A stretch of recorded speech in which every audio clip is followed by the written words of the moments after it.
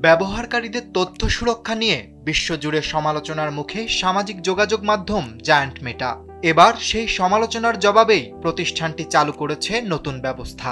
দিনভর scroll, video দেখা, ছবি পোস্ট, সবকিছুতেই জড়িয়ে আছে বিজ্ঞাপন। আর এই বিজ্ঞাপন নিয়েই ব্যবহারকারীদের অভিযোগের শেষ নেই। ব্যক্তিগত তথ্যের নিরাপত্তা নিয়েও চলছে নানা প্রশ্ন। এই চাপের মুখেই বড় ঘোষণা দিল মেটা। চাইলে নির্দিষ্ট ফি দিয়ে এখন ফেসবুক ও ইনস্টাগ্রাম ব্যবহার করা যাবে একেবারে বিজ্ঞাপন ছাড়া।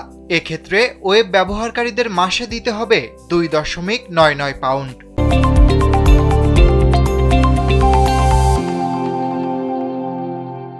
বাংলাদেশি মুদ্রায় যা প্রায় 486 টাকা। আর মোবাইলের জন্য নির্ধারণ করা হয়েছে 3.99 পাউন্ড বা 649 টাকা। তবে ফেসবুক, ইনস্টাগ্রাম একই অ্যাকাউন্টে লিংক থাকলে একবার ফি দিলেই হবে। এর আগে ইউরোপীয় ইউনিয়নে একই সেবা চালুর পর সমালোচনার মুখে পড়ে প্রতিষ্ঠানটি। অভিযোগ ছিল ব্যবহারকারীর তথ্য কম ব্যবহার করেও বিজ্ঞাপন ভিত্তিক ফ্রি সংস্করণ দেওয়া যেত।